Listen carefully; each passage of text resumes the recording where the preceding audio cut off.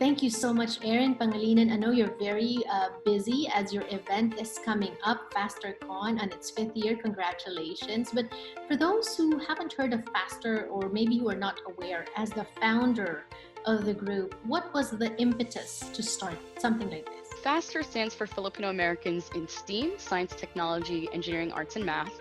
I was born and raised here in Silicon Valley, so I was born in Santa Clara, raised in Fremont. Both of my parents worked in biotech for about 30 years. My brother also works at UCLA Medical Center as a data engineer, previously was a game tester. So I grew up with a lot of people in my family working in all parts of tech. There's nothing here in the United States that was really focused on Filipino Americans.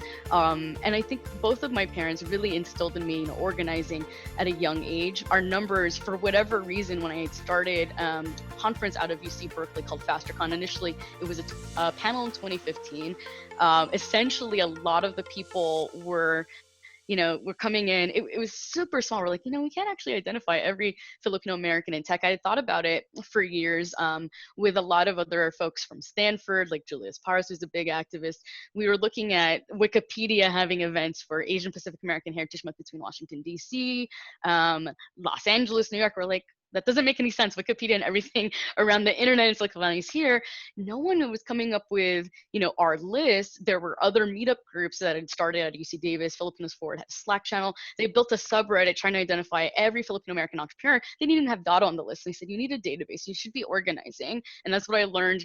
I was an alumnus, so you can see my sign in the background, from the Filipinos for Obama campaign in 2008. So I was like, okay, we really need to make sure we are identifying folks at every level, at every single role, at any different part of the industry in tech, and particularly in STEAM, whether you're an investor, entrepreneur, a student desiring to be in it, where are gaps? And so, that's sort of the backstory with Faster. In the last couple of years, we founded, outside of just mentorship programs and then partnering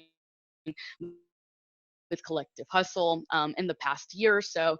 We also developed a professional component for working professionals. So anyone that started, for example, we've helped start Filipinos at Twitter, Pinterest, Workday's very new. So there's a ton of companies and long existing ones like Filipino Googlers Network, Filipino Professional Network at Cisco.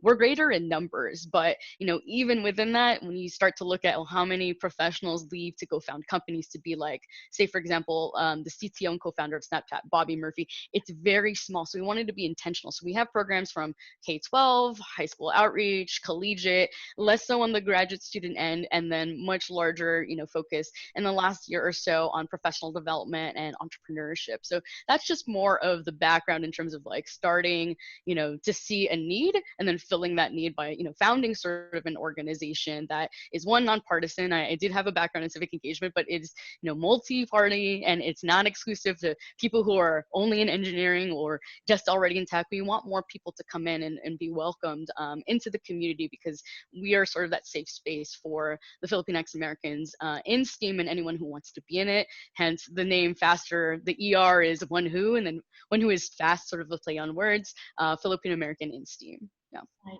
I like that, because when I was talking to Charity, she also said that in her line of work, she met a lot of Filipinos, but they were mostly in the background, not really very visible. And when I asked her about Faster, she said that this group is actually trying to bring that into the forefront. Number one, also recruiting some of the youth, Filipino American youth, to get into these industries in science, technology, engineering, and all that. And then you're you're right what you said, providing a safe space for people, to Filipino Americans in STEAM, to gather and also to help each other, which is good. Now, from its inception in 2015, how has it grown? How has the membership grown? And actually, who should become a member, and how can we? So it's really interesting over the last few years. Everyone thinks, because we had our conference at UC Berkeley for about, let me say, we're in the fourth year now online. The last conference, we were trying to figure out if we were going to be at Facebook this year with a big concert and everyone flying out in the country.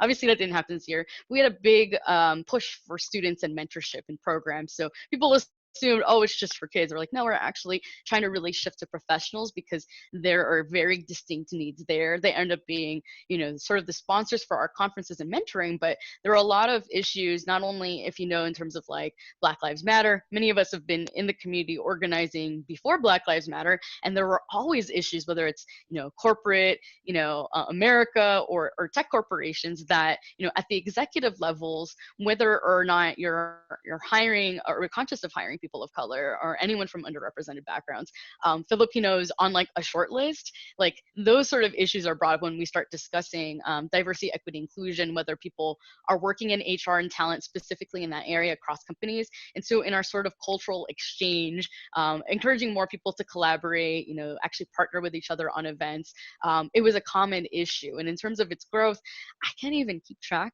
of how many companies there are. Someone asked me like, well, we're trying to found our group, and so this is in the game industry, Riot Games, and they had said, well, Filipinos are known as, very prominent gamers, which is true. In the Philippines, it's a big part of the industry, which doesn't get quite enough love. And he said, well, pre-existing, it was like, here's about 16 to 20 companies that are all either publicly traded or major tech companies that all have Filipino American specific groups. They may be a part of a larger Asian American and Pacific Islander employee resource group. So, for example, Filipinos at Twitter is under Twitter Asians. Filipinos at Facebook is underneath Asian Americans at Facebook.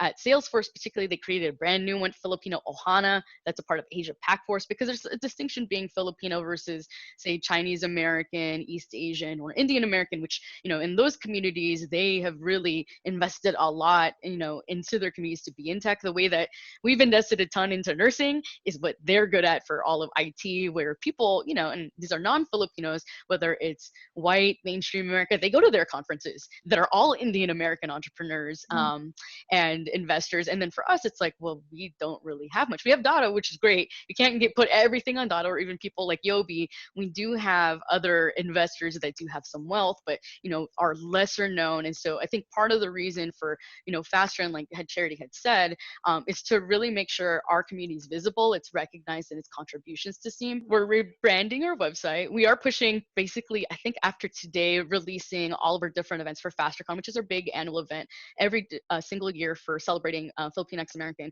History Month. But outside of that, any time of the year, you can join. So if people sign up for our Facebook group, LinkedIn, etc., what we've been sending people is a really short membership form. So even if you're like, hey, I'm not in tech yet, I'm still a student, or I'm transitioning for another industry, we're just trying to collect those numbers, right? Just because I think a lot of people, they ask me all the time, like, how many machine learning engineers are Filipino in the United States, or data scientists, or and Erin, who's the director of encoding technologies at Netflix, that asked me this a few years ago. I was like, I've been trying to compile this list for years. It's a very valuable database. We're obviously not selling it to banks or other people. It's really so that we get a makeup, so that when we are going to advocate, whether it's grant writing for K-12 outreach, and none of us are full-time paid staff right now. I'm trying to figure out if we can raise for that. It's completely all volunteer.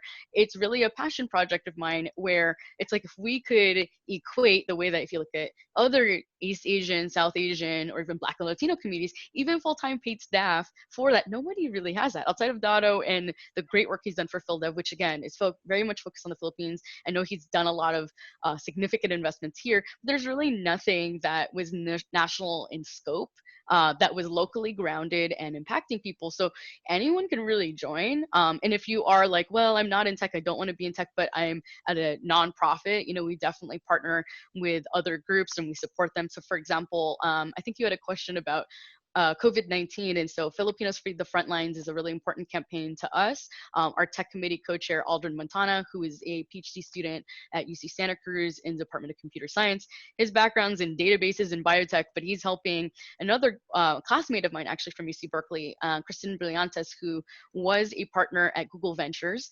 She founded Sarap Shop. So as you may know, a lot of the Filipino American businesses have been, really dying out, just in general, Asian American businesses, every sort of like business of color, particularly in our communities, outside of essential work, also this, like, there's two ways we're sort of impacted, right? For every Filipino family, you're thinking about two things: my Filipino food and my Filipino cousins or sisters or whoever it is that's a nurse, are they getting ill and sick? So this is a way in which, they're delivering, that food that's Filipino American owned as a business, and then sending it to a Filipino essential worker. Obviously, they're targeting just healthcare. So we've been supportive of that effort. So I think for us, as much as that isn't quite the tech spin, like we're not doing crazy machine learning algorithms or recommendations or other things that people have asked us to do in terms of vaccine development, data dashboards, etc.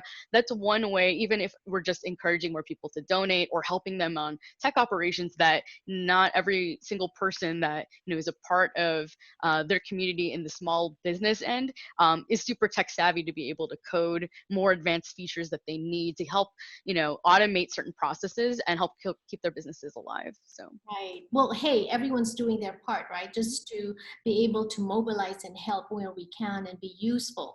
What I like about FasterCon is that you're not letting the pandemic stop you from staging this annual conference. You mentioned it a few times earlier. Can you tell us about what's going to happen this year, and what are the highlights? What are you most excited about?